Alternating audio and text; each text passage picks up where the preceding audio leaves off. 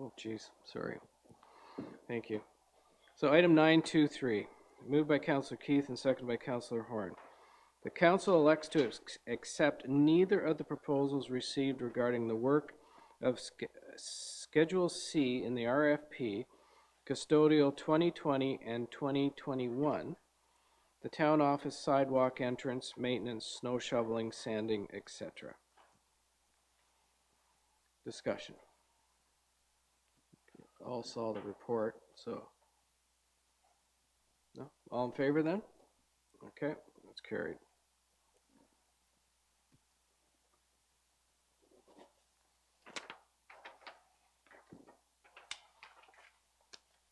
Okay, item 931, moved by Councillor Burden, seconded by Councillor Borneman. Whereas it is desirable that clarity be provided in the Wellness Center Pool Committee's terms of reference regarding which municipal procedural bylaw governs the committee's procedures, and whereas the town of Parry Sound provides secretariat services and hosts the Wellness Center Pool Committee meetings. Now therefore, the Council of the Town of Parry Sound hereby authorizes the following amendment to the Wellness Center Pool Committee's terms of reference as previously adopted by Resolution 2019-087. That the sentence Robert's Rule shall apply to matters not covered by these terms of reference be replaced with the Town of Parry Sound's procedural bylaw shall apply to matters not covered by these terms of reference, with Robert's Rules of Order applying in any case where the provision is not made by the Town of Parry Sound's procedural bylaw. And that the Wellness Center Pool Committee's terms of reference shall be so amended upon the unanimous consent of the respective participating councils. Any discussion? No? All in favor? That's carried. Thank you.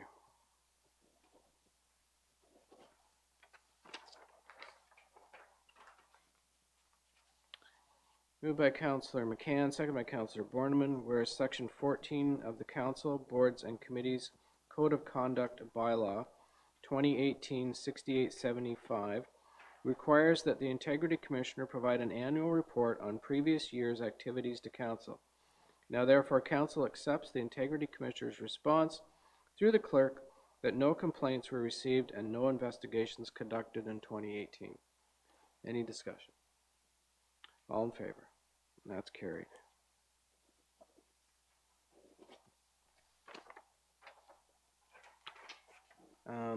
As item 933, and just so you know, the last sentence was added from what was sent out in the agenda.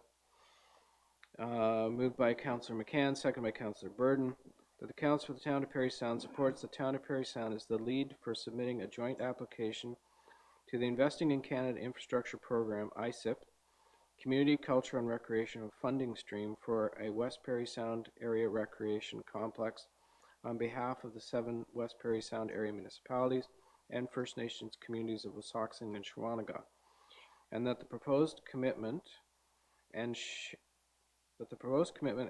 of the estimated capital operating costs for the project for each municipality and First Nations community be determined upon the completion of the report by CS&P Architects with input from the Citizens Advisory Committee and the development of a facility governance model by the CAO Steering Committee, and that the Mayor and Clerk be authorized to sign the relevant documents related to the ICIP application and cost sharing agreement. Discussion. All in favor? That's carried.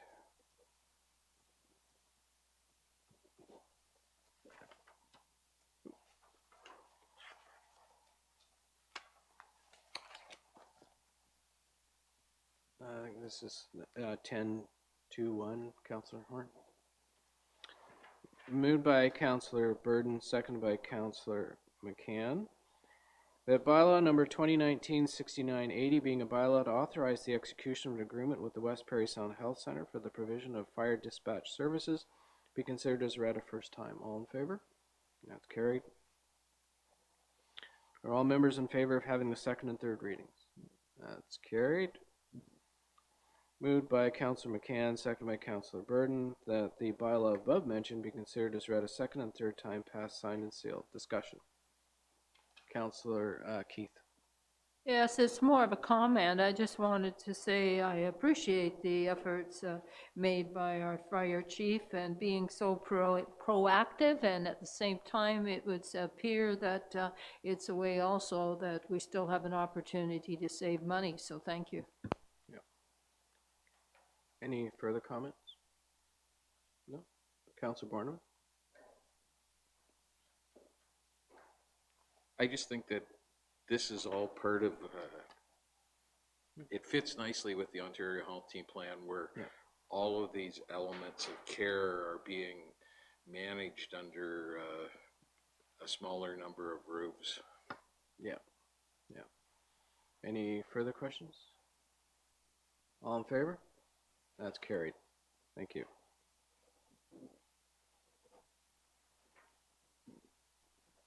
Oh yeah, better go get them.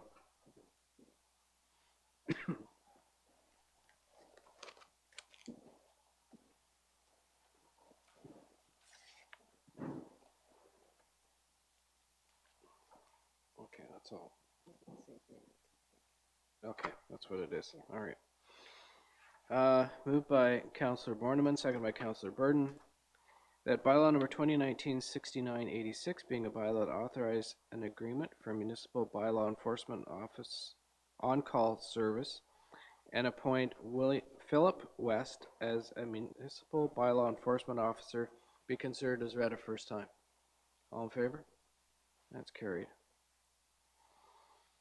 All members in favor of having the second and third readings? And that's carried.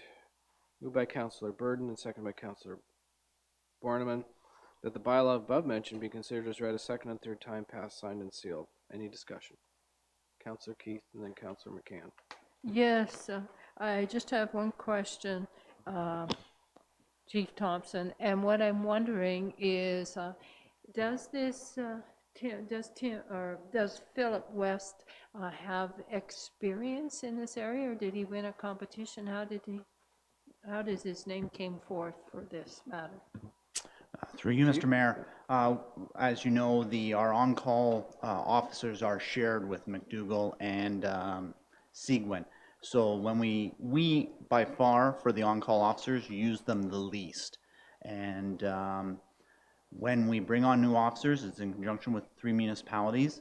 Seguin and McDougall usually vet the officers because they use them a lot more and have a lot more interaction with them, and they bring them on and we get them in the cycle. So this Phil went through a competitive process. He does have a background in corrections and with dealing with difficult people, if you might want to say it that way. So that's really what we need when we're talking about a bylaw officer.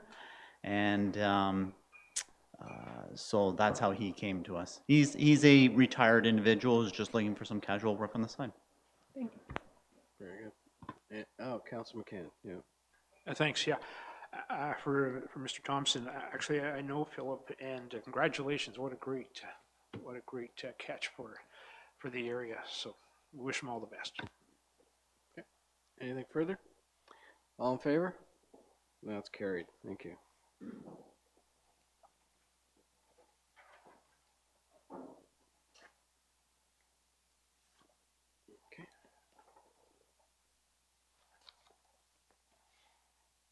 Moved by Councillor Backman and seconded by Councillor Horn, that bylaw number 2019-6987, being a bylaw to authorize the execution of an agreement with CS&P Architects for consulting services for the Wellness Center and Pool Complex, be considered as read a first time. All in favor? That's carried. All members in favor of having the second and third readings? And that's carried. Moved by Councillor Backman, seconded by Councillor Horn. The bylaw above mentioned be considered as read a second and third time, passed, signed, and sealed. Any discussion? All in favor? Oh, Councillor Keith. Yeah, so just for clarity, the formula that is being basically spelled out so each township knows how much they're paying, is that on a website or any place that the ratepayer can look so they kind of have an idea what their municipality is going to, what the formula is? Ms. Jones? There is a section on our website that has information on the wellness center and pool and the committee. I'm not sure if that specific issue is addressed, and it can certainly be added, at least in terms of the agreement on cost sharing through the due diligence phase. That is what has been agreed to so far. That's what my hope would be if this is approved, just so we see transparency. Yeah. Thank you. Okay. Anything further? All in favor? That's carried. Thank you.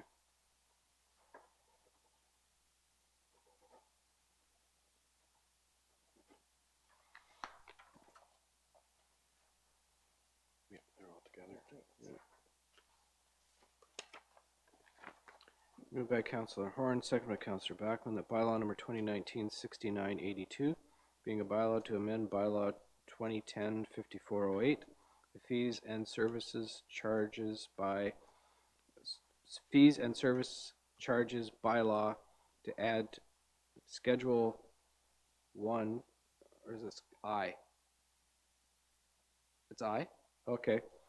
To add a Schedule I named POA service fees be considered as read a first time. All in favor? That's carried. All members in favor of having the second and third readings? That's carried. Moved by Councillor Horn, second by Councillor Backman. The bylaw above mentioned be considered as read a second and third time, passed, signed, and sealed. Discussion. Councillor Keith. Yes, I'm hoping Mr. Kutu could give us a nutshell version as to why this would be of benefit to council and this bylaw. Thank you, if we supported it.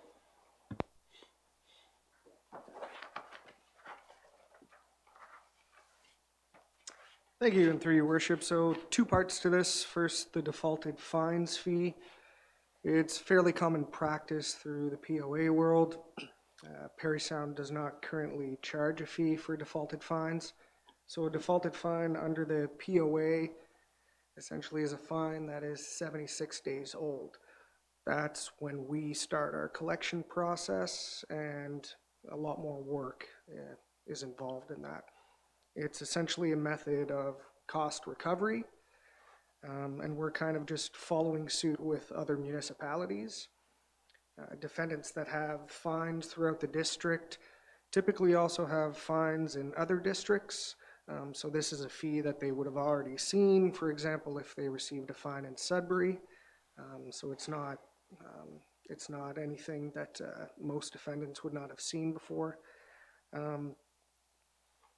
In terms of the tax rolling, that's a little more complex. Tax rolling involves rather the finance department.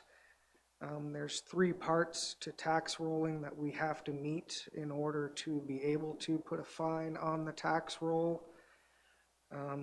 These conditions include that it has to be a defaulted fine as per section 69 of the POA. That's what I just described. So at 76 days, that requirement is met. There must be a transfer agreement with the province. That condition is also met through our memorandum of understanding, also known as the transfer agreement. And the last condition is that the name on the ticket must match the name on the property, and that condition would be met via way of title search. It's an $80 fee that's proposed. That cost of the title search is worked into there, along with the Department of Finance time that is required from the Department of POA. And that's about it. Okay. Councillor Keith. My follow-up to that, how common is this in the province? Because sometimes we are ahead of the game and sometimes we're not. Through your worship, so it's not overly common. The subject was breached around 2012 through OMTRA, the Ontario Municipal and Tax Revenue Association, alongside with the MCMA, which is the Manager Association for Municipal Courts.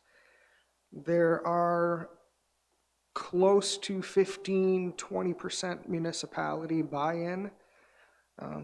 In terms of smaller municipalities, Kawartha Lakes would have been the most recent municipality on board. And a lot of the large municipalities are already doing it, like Toronto, Brampton, for example.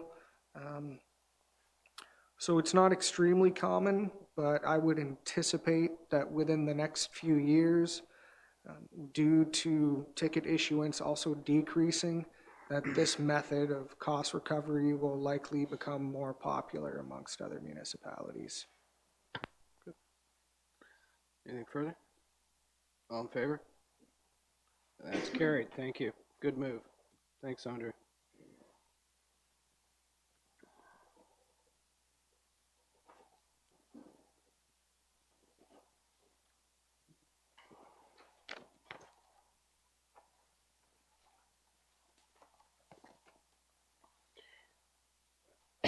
Moved by Councillor McCann, second by Councillor Borneman, that bylaw number 2019-6983, being a bylaw to approve the submission of an application to Ontario Infrastructure and Lands Corporation, OILC, for long-term financing of certain capital works of the town of Parry Sound, otherwise known as the municipality, and to authorize entering into a rate offer letter agreement pursuant to which the municipality will issue debentures to OILC, be considered as read a first time. All in favor?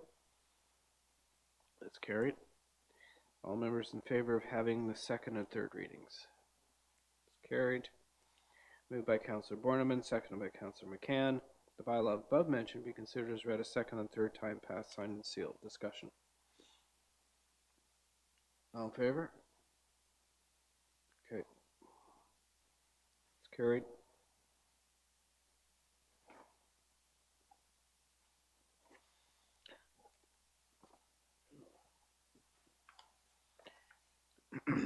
Moved by Councillor Backman, seconded by Councillor Horn, that bylaw number 2019-6988, being a bylaw to confirm the proceedings of council, be considered as read a first time. All in favor?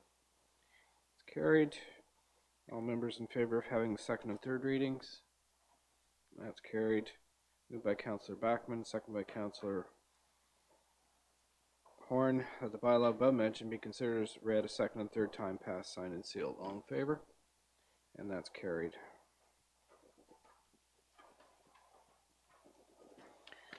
So prior to adjourning, I'd like to offer the following information to the public regarding the next council meeting. The next regular council meeting for the town of Parry Sound is scheduled for Tuesday, November 19th, 2019 at 7 p.m. and will be held in the council chambers, top floor of 52 Seguin Street. Public access to the building is off Gibson Street. All regular council meetings are held at 7 p.m. on the first and third Tuesday of each month, except January and August, where only one regular meeting is scheduled. Regular and special meetings are now live streamed. Please check news and public notices on our website at www.parrysound.ca for instructions to watch live or to see earlier council meetings.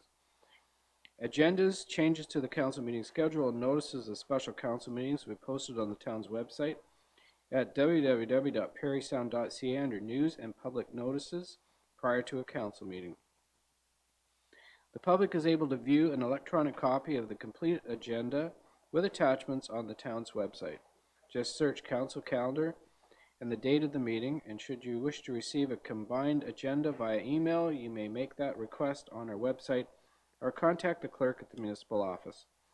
The minutes of the council meetings will be posted within 2 days after the council meeting on the town's website. Your TV will continue to air the regular Parry Sound council meetings on Saturday at 9:30 a.m. following a regular council meeting, and for Cogeco listings, contact www.yourtv.tv. Thank you, everyone, and have a good night.